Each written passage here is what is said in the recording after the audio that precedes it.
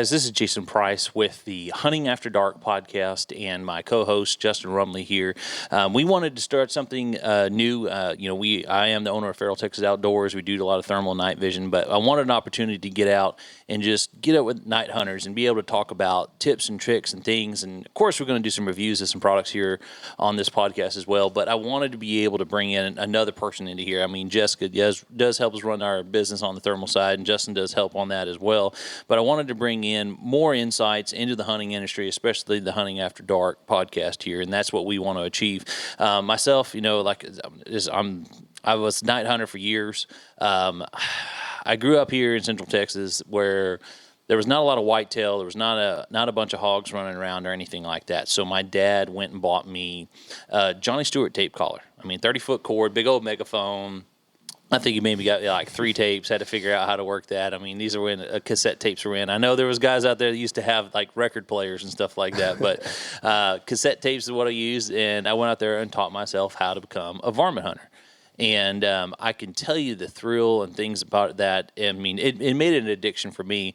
I mean, a lot of our videos that we do on YouTube now on Feral Texas Outdoors side is essentially, a lot of guys think I'm just out here hunting pigs and that's it. It's like, no, I was actually a varmint hunter. I was like, we didn't have pigs till 20. That's how you started out. Yeah, it didn't start till 2017 where we started to have pigs come in. And I was like, oh yeah, I need to figure out how to do this. And then 2017 we got into the thermal and started going out and see the effectiveness of that. And then I really got back into the varmint hunting myself when the thermal market came, because daytime, we were doing everything in the world to be able to go out there and try to get them daytime, all camoed up, so nothing, nothing but just the eyes showing. I mean, I wasn't crazy like with putting on the makeup there just yet, but I had a lot of fun with it. But it was still a passion of mine, and I wanted to be able to do a podcast with Justin here, and just being able to have a more relaxed environment to talk about hunting, and different things that go on in the hunting industry essentially here.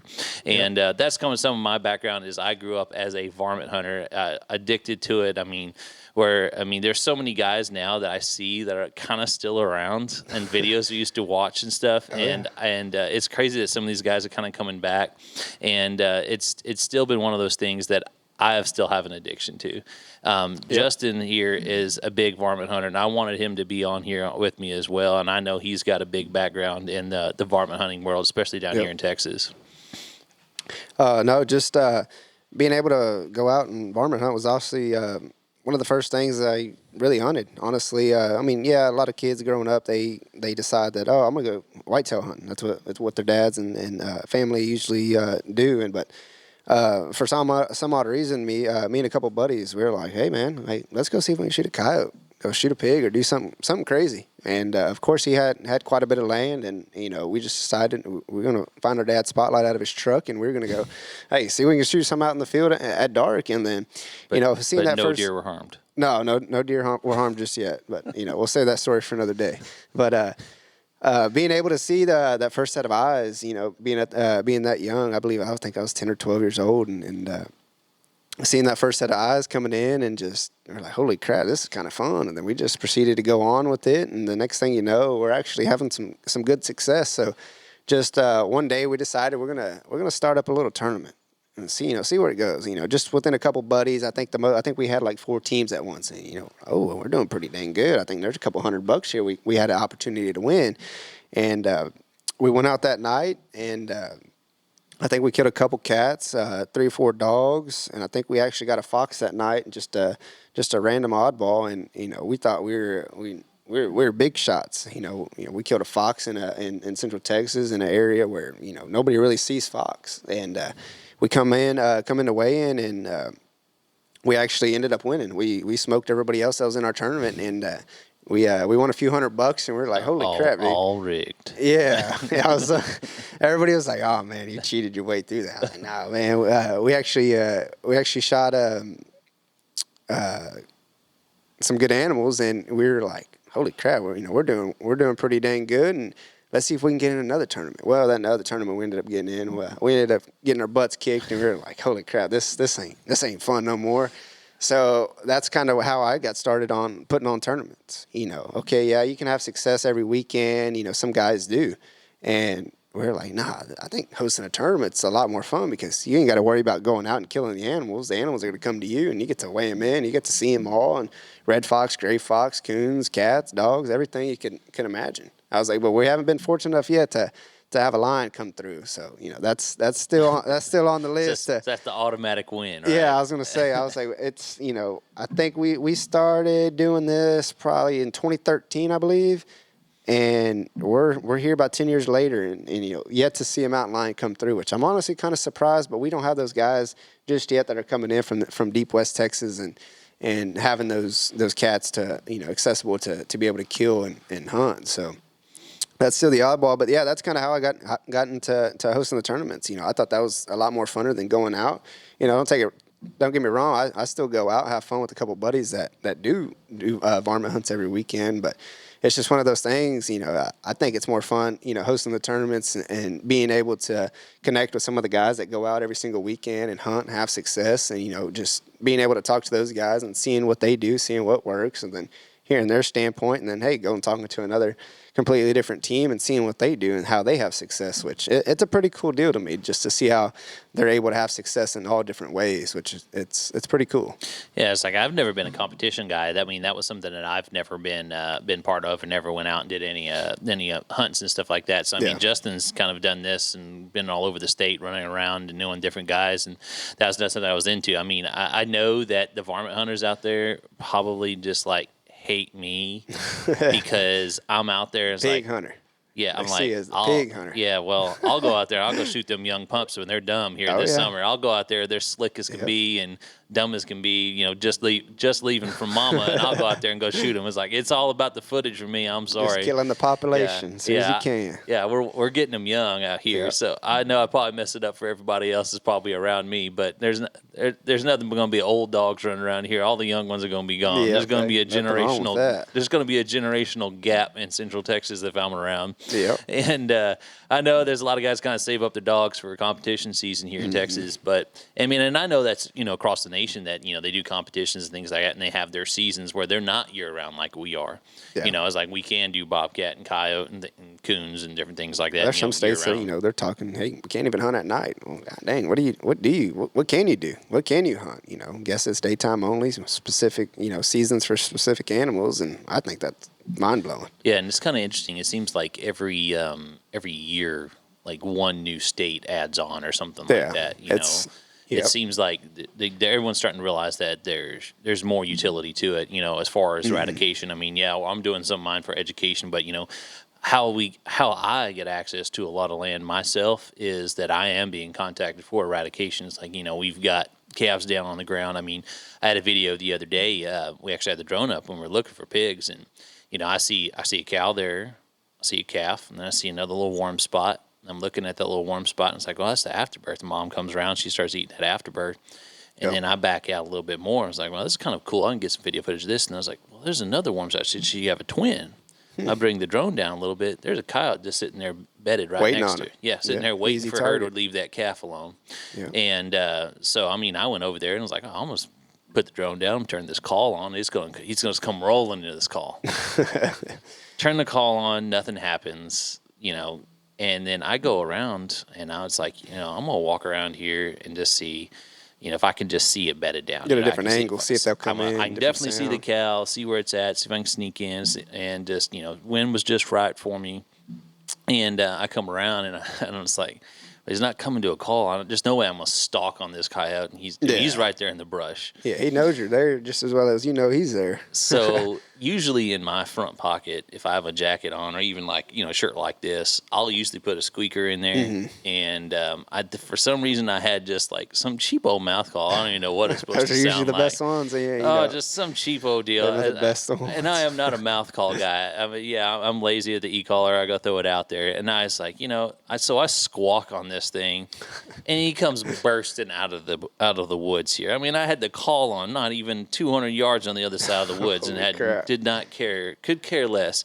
So, I mean, there's some of those things where, you don't think certain things are going to work, but I mean, end was up being like that oddball sound that, holy crap, what Yeah. is that? So, They're coming out. So I go, so I take that stuff and I go show the rancher. I'm like, hey, look, I just took a coyote out. It's literally waiting for your calf. Yeah. And, that helps you get access to other places and to other land. And that's how we've been doing a lot of things, a lot of eradications, of course, hogs and things like Yep. that. But even on the varmint side, there's coyotes out there that are just overly aggressive. Yeah. And helping some of these landowners that are trying, ranching's tough, farming's tough. Absolutely. And then being able to have to, watch their, their calves, the cows, all that stuff, just from coyotes. That they can put that responsibility, back towards us and, not have to worry about that, knowing that we're going to be out there going around, trying to protect their cows and from, dogs and stuff, just, as best as we can. It's a pretty cool deal because you never know. Yeah, and I know a lot of these guys in these competitions. They all kind of have their deal, and it's getting to be kind of a running joke in Texas. Of what calls to use, what types of calls to use, and everyone's kind of joking now. It's like, go ahead and play that wounded rabbit one more time. Yeah, I think it'll work. That's the sounds list. Okay, how do you call in cats? Hey man, you can get in an argument with some guys. You can go back and forth. No, you want to start out with the bird. No, you want to start out with the rabbit. No, you want to start out with the cat. Oh, holy crap! I was looking. Last time I was hunting, we were mainly hunting dogs because we were in an all dog tournament. I was like, okay, that's pretty cool. So we were just running through, one or two sounds. That's all we were needing that night because it was a pretty hot night, and dogs were rolling into this sound. They loved it. Well, the guy on the caller, he ended up putting I think it was a bobcat in distress or some kind of distress of a bobcat. I can't remember exactly what it was. But then, when that started playing, I was like, holy crap, what is going on? And, it's just some of the most distinct calls you never heard of. And I was just like, dang, I wonder, what that would sound like actually in person without the e-collar and just the actual animal making that sound. There ain't no telling what would happen. But that just goes back to, different ways you can call in different animals. And I was going to say, those are arguments you could have all day long with certain people. They would just be like, no, we got to do it this way, got to do it that way. I was like, no, what about this way? And then you got some of the old school guys and like, oh, no, just put lightning jack on. That's all you need. That sucker works, just as good as anything else. They're going to come in next 10 minutes or they're not. Yeah. It's been interesting. You get a lot of guys that I know Justin has a story. I want to have him tell this story that some people are trying different things and stuff like that. But didn't you have somebody like go old school? Like yeah, old absolutely. School So, so one of the guys I hunt with, he came to the conclusion that the Fox Pro don't work. Nope, Fox Pro. That's what everybody uses. That's what all the animals are used to. I was like, yeah, I kind of agreed with them. And then next thing you know, we're going out hunting. And here he is pulling out the old Johnny Stewart cassette tape, and he was going to play it. He had rigged up a speaker system, and he had the MP3, the speaker. He had some sort of concoction made up to where he could play those Johnny Stewart tapes, and he made it work. And I kid you not, within 30 seconds, we had animals rolling in. I was like, there's no way this is actually working. We got to go to another place. We got to see if this is actually true. Oh, so we kill a couple of dogs, and then we pick it all up, and then we roll on to another place, and he does the same thing, gets it all set up, and I kid you not, this time it's probably a minute 30, we had more dogs rolling in. I was like, there's no way this works. And then, but sure enough, it was working like a charm. And then the next time we go out hunting, here he is, he's got a lucky duck. I'm like, what happened to the Johnny Stewart? He's like, oh, no. They're used to the Johnny Stewart and then this and that. Everybody's using it now. He's kind of trying to say, oh, no, everybody figured out my trick on how I call in dogs, so everybody's doing it that. So I went and bought a lucky duck. Okay, sounds great, man. I was like, is it working? He's like, oh, yeah, it works like a charm. It's almost got 100% kill rate. Okay, sounds good. And we go out, and I kid you not, this was about 5 minutes this time. Here comes a cat rolling through. I was like, what do you do, man? You go hunting every night playing with these calls? No, man. He's like, I just think like the animals do. It's like, okay, whatever works for you.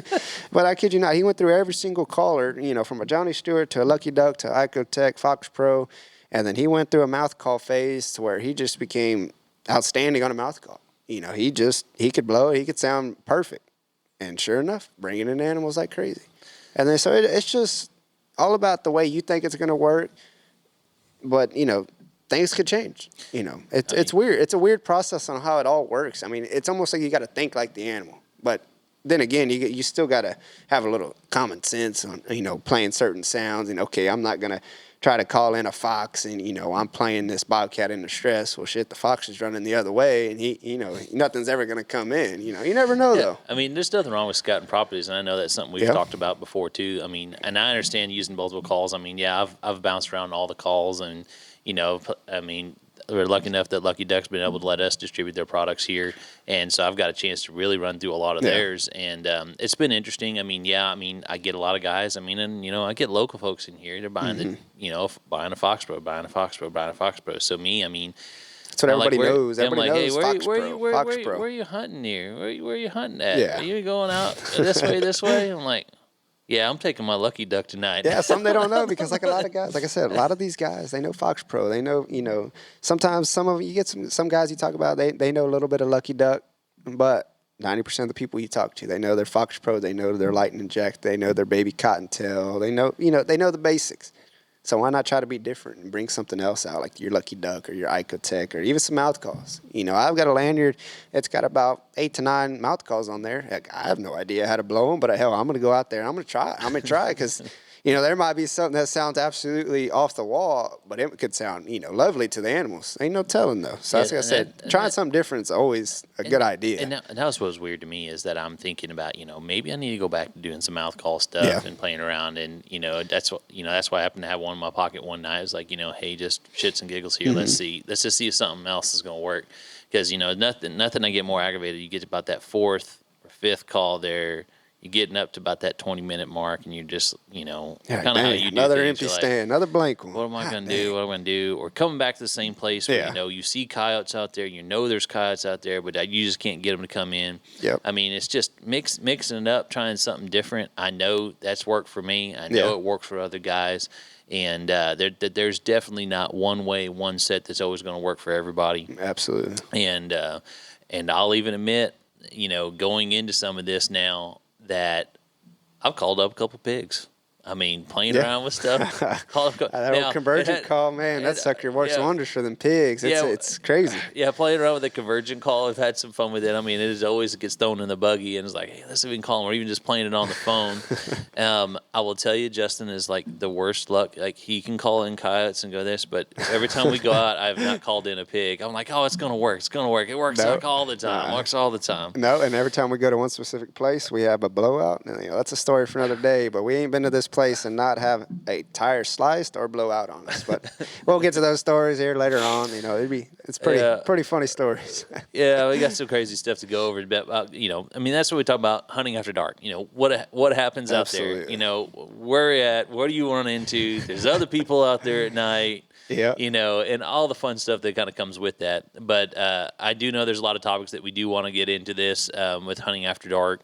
I do say one thing that I do like to do, when we talk about getting out here and hunting and get involved. And, we talk about calls working out, calls not working, which we can always get into more later. But that scouting properties. I mean, that's a big one. I run my cell cameras year round. And I'm still surprised. I mean, even today, I don't know if you saw the camera, that there was 2 skinny, scrawny-ass coyotes that showed up on one of those feeders today. Last time I looked, there was a black dog running through there in Petty. Yeah. The 2 dogs came right after him. I mean, two coyotes came right after him.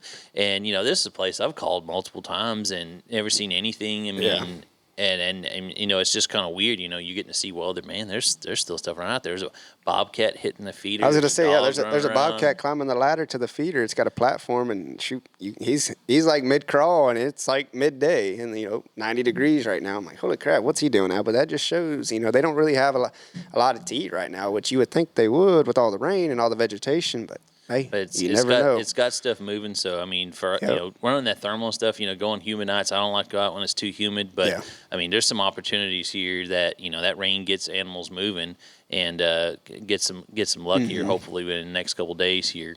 But I guess we'll see how that all plays out. Yeah. We'll see what happens.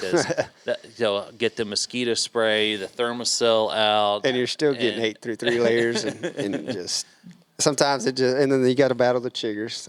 If there's chiggers around, hey, I'm going to get them. It doesn't matter. I'm going to get them all over. But, Fortunate enough not to get them this year just yet, but knock on wood, I'm probably going to get them. So I will tell you, there's a TV personality that told me that there is a remedy for chiggers.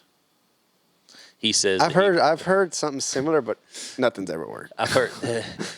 He's like, "You got your snake boots?" And I'm like, "Yeah, I've got my snake boots on." He goes, "This is what you do." He goes, "Before you put your snake boots on, go get you some baby powder and go put that in your snake boots, all around your snake boots." I'm like, "What?"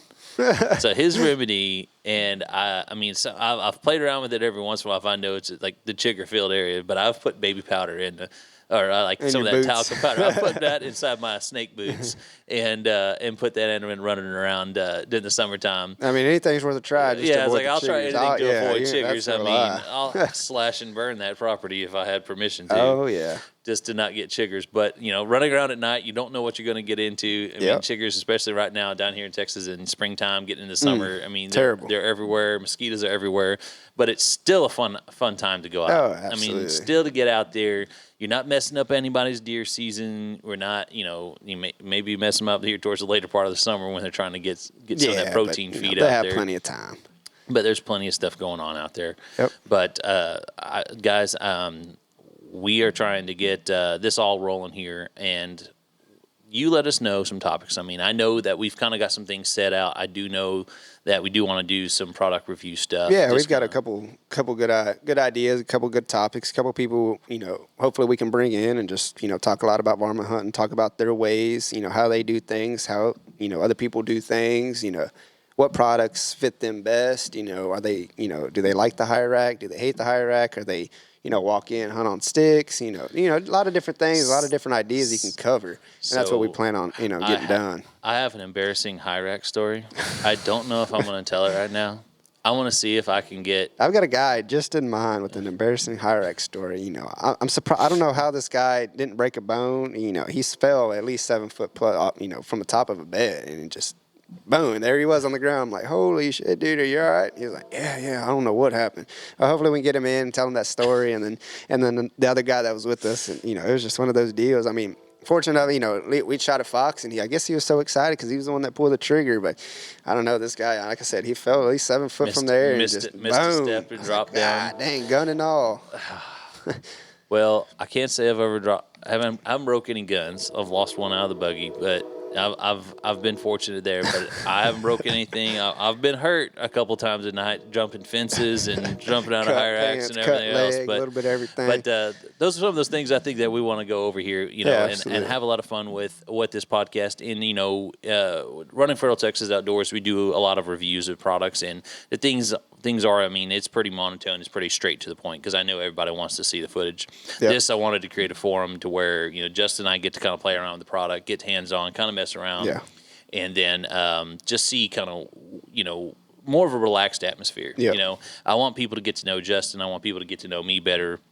Because a lot of people, they don't really get to know a lot of this stuff because unless they call here at the store, they don't really know, what kind of personality, what's going on. I was like, I get the comments on the YouTube videos sometimes that he's out there the used car salesman. Yeah, just throwing it out there trying to sell a product or it's, something. it's my elevator pitch, man. I mean, it is get it out there because I know a lot of guys. There's going to be certain guys that want to hear me talk, and there's going to be guys that don't want to hear me talk. Yeah. So you change want, it up a little bit. You want straight product reviews, brass tacks. Go to Feral Texas Outdoors and check out the YouTube page. Yeah, go watch that. It's going to be about a minute and a half, 2 minutes talking about the product. As quick as I can. We're gonna get it in. Gotta get it done. It's gonna be speed talking to try to get that out. But here I want to be able to break down a lot of things and go over a lot of things more in depth because there's certain things I know that you're going to notice about products that I may not have even thought to be. Two different opinions off of one topic or off of one product, and hopefully we can bring in people that are using the same product and have similar thoughts or tell us their opinion. See what happens. I mean, there's certain guys that brought in things that I had no idea even thinking about doing. And looking at optics and gun setups. When we get some people come in here, I mean, we get people come in, just these ridiculous precision shooting setups that putting a thermal on top of it. Yeah, they put the thermal. I mean, the gun's more than the thermal is, and just like, oh my goodness, I guess this is crazy. What do you want to put on there? And then we get some guys, man, that they don't have a once money spend. This is Yeah. not an expensive deal to get into anymore. Yeah, no, there's other things that you can dump a whole lot more money in, and and it's not the thermal world. It's something totally different. It's like you go out there and get lights. I mean, I was a light guy there for a long time, Yeah. but I mean, getting into the thermal game. I mean, now it's like there's $1,000 unit. You can sit there and get in the thermal game And and it's go out there. you can probably just do everything you can if you had a $5,000 unit. But then obviously the quality's not going to be the same, Yeah, but so you can if almost you- have the same It's results. like you talented calling in them college, you can get them in pretty close and get them at $1,000 Yeah, unit. it's almost like that $1,000 thermal. Okay, how confident are you in your college skills? You're gonna bring them in 40, 50 yards, and boom, that $1,000 thermal is just fine for you. Are you not so confident? 150, 200 yard bringing them in, your range. Okay, you might need that $5,000 one. I mean, we get guys that just, this one go out there and shoot pigs. I mean, Yeah. there's units you sit there and go run around at night and go shoot pigs all night long. I mean, sitting there, I mean, just, doing lights and stuff like that, it's like, all right, we'll put use the red light. The red light's the best. There we go. No, some people are diehards of the green. You never know. So the You green- got to watch the green out. goes further, but, so get the red light, and then you put it up at the sky, and then you bring it down Yep. slowly, and then you go for it. It's like, Yeah, if you got it's to take like it I off played- them, you got to raise it back It's up, like, and you got to take it off. I did Yeah. that so many times over the years, and it's just, I was like, you know what? Just save up money, go get that thermal, and then Call it just go good, slaughter done. them. Yeah, get out there, get them at 75 yards, get them at 50 if you can get in close, and then just go As close blast as you them. can, have fun with them. Then, yep, absolutely. So I mean, a lot of these guys can get in the game. I mean, and your $500 AR, or Daddy's old bolt action rifle. Yep. Getting them all set up to go run out here at night, because I can say that I got into bow hunting. I did deer hunting, whitetail hunting. I've been on, TV doing some different stuff, and other aspects of hunting. And There's nothing like that adrenaline rush calling in varmints. the varmint hunting It's a and the different hunting world. at night is just a totally different challenge, because you are at a disadvantage. Yeah, because you're in you their can say world. the You're in their animal's at house. the disadvantage. Yep. But you're really at the disadvantage, because you may not always be able to see where you're walking in the dark. Yep. And being able to set up and get in, be quiet. And, you can't see every stick, gravel, loose rock, whatever. that Nah, you're my gonna be biggest thing stepping is on. the holes covered by grass. Shoot, I kid you not, I can fall in an ankle deep hole and stumble and trip and cussing everything up the storm, and it's Find just the gopher oh hole, the my armadillo, God. hole. at night. That's got to be by far the worst thing. Or you fall in like a mud hole or something. God, not have your mud boots on, your shoes are ruined, you're pissed off for the rest of the night. Might as well go home. Well, it's like it's been raining here now, and it's Yeah. been like flood waters everywhere. And like, you're trying to go out somewhere, and then you think you're stepping in green grass, and it's 6 inches of water, and your feet are wet. Yep. As soon as my socks get wet, I am done. I usually try to carry an extra pair, but there's sometimes I forget. And once my socks are wet, that's it. I'm done. I don't care if it's a great night, average night, I'm done. My socks are wet. I can't stand So I it. got to bring you a fresh pair of socks when we go. Yeah, out I was now. gonna say because I'm just gonna leave them in the here truck these for last you. couple times when we've been out, I forgot my socks, but thankfully I've had my waterproof snake boots on, so I hadn't had to worry about all that. Well, I can say that the challenge of hunting at night, it has reinvigorated me in the hunting world. I did deer hunt with my dad when we were younger and stuff, but getting into it, I mean, I did varmint hunt a little bit during the daytime, but it was a challenge. But at nighttime, I honestly feel like animals are more confident. Absolutely. You may not be able to see as well, but you going out there, getting equipment, going getting set up, even if it's a cheaper rig, just going out and going out there at night, because it's varmints, where that's pigs. I mean, we get coon hunters and stuff like that, like go out there and spot stuff with coons and still go use some lights. I mean, just go for it. But Yeah. that hunting at night experience is that adrenaline rush of things, because they have an advantage. Now you've got something to equal the playing field, and go out and have fun with it. I mean, Yep. it is something that I've really, really enjoyed. It's fun. It's definitely fun. If you haven't tried it, I would definitely recommend. Yeah. Even if you don't have the equipment, find a way to equipment. I know here at Feral Texas Outdoors, they rent out scopes. Hey, rent something out. Hey, go out there, try it out. If you've got access to some land, I mean, it's definitely Yeah, I mean, we worth get a a lot shot. of guys that It just definitely is. rent stuff and try it out to see if they like Yep. it. But I mean, I'll tell you, there's nothing more fun than having blowing up pigs. I'll Yeah. tell you, I like blowing up pigs. I do Yeah. enjoy that way too much. I will admit, guys. I do get a lot of this. Well, this is not ethical on the YouTube. I mean, Hey, it is what it is. I'm sorry. We're eradicating things. I'll send that video to that farmer, and he will be ecstatic. Oh, And yeah. will offer to buy me a beer. Yeah, you he's know? trying to find ways. Hey, Yeah. I'm gonna get this Can guy you more please? land. I'm getting him. He's doing this. Hell yeah. I've had so much fun with that at night, just sitting there laughing on a stack of pigs. I mean, people are just going to think I'm a psycho here, but it is. I mean, it's a lot of fun. Yeah. It's adrenaline rush. I mean, I've taken a lot of people out. Yeah. A lot of people all over the country, different countries. Yeah. I mean, Everybody, once they've done I mean, it once, they want to do it twice. I'm telling you, mean, it's fun. I mean, I'm sitting there, the little Canadian guy we had out with us one time, and he almost got gored by a boar. He was so excited. I was like, oh, he stood back up. You better put another round in him. I mean, and these are tough animals. I mean, Oh, yeah. I get a lot of stuff about people, I was like, oh, man, what round you shooting? I was like, I'm shooting 103 grain, 2,600 feet per second. Yeah. They just sucking it up and running. They're eating it. That's No big deal. I mean, shoot, you get a 200-pound plus boar. I mean, shoot, you can shoot anything at him. I mean, he's probably not going to fall on the first shot. There's been plenty of times I've been out and see a boar, a big old 200-pound plus boar eat up a 308. Because I hunted with a guy before. That's all he shot was a 308.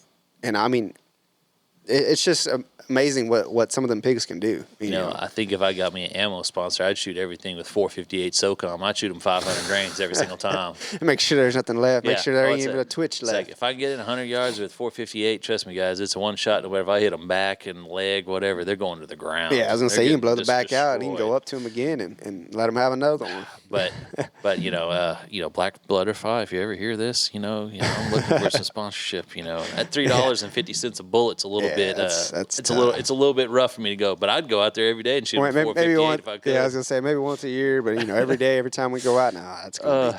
That bill's gonna add up. And I played around with the 308. It's been fun, but Yeah. I like versatile rounds. So I mean, I know that's something we're going to get into later too. But I like versatile rounds because we may go out there thinking we're going pig hunting, and then you see that coyote rolling across the field. Yeah, It's like, you got to be man, able to have something that's going to be able to do both. I mean, some people might not agree. Some people will agree. Hey, there might be a versatile round to some people, and then no, you got to shoot this for the varmints. You got to shoot this for the pigs. That's there's one way or no way. But then that's a cool argument to get into. Hopefully we can bring in some people that they agree to there is a versatile round. Oh no, I got this precision rifle built for specifically coyote hunting, or no, I've got this specific AR built for pig hunting. So it'd be cool to get some of them guys in there and have that argument with them. I say argument, just debate back and forth with them. Oh no, man, I think this works here, and just listen to what they've got to say about it. Which I think those things are pretty cool. Yeah, I think we got a lot to talk about here. But guys, if you want to stick with us here and follow our podcast here, we are going to be on Spotify. We're going to be on iTunes. Be able to watch us on YouTube as well. So if you want to see the video, you'd see the video on YouTube. But if you want to hear us, we're going to be on Spotify and on iTunes. And it is Hunting After Dark podcast. And we'll be posting these videos. We're going to try to do them. I know we try to do every 2 weeks. We're going to see how much we can do. I mean, we got a lot of topics to cover. Hopefully we can get to letting out a video every week or something. Yes, it depends on hopefully Justin's availability and be able to get him. And we'll be bringing a lot to you here with a lot of topics. And I think we're going to have a lot of fun with this, guys. And we are open. Send us a message. Reach out to us. Let us know if you want to hear anything specific, any topics, any people that you think might be a good to bring on here. But email for us is huntingafterdarkpodcast@gmail.com. So if you want to send us that, or huntingafterdark.com, you can reach out to us on our website, and you can send us a message here where you'll have my information as well as Justin's information. You got questions about anything, but we'll be bringing more to you too. Goodness. Now I'm getting back to my YouTube deal, trying to get my ending spiel here about bringing more to you soon. But we really will be bringing more to you soon, guys, here at the Hunting After Dark podcast. Yep.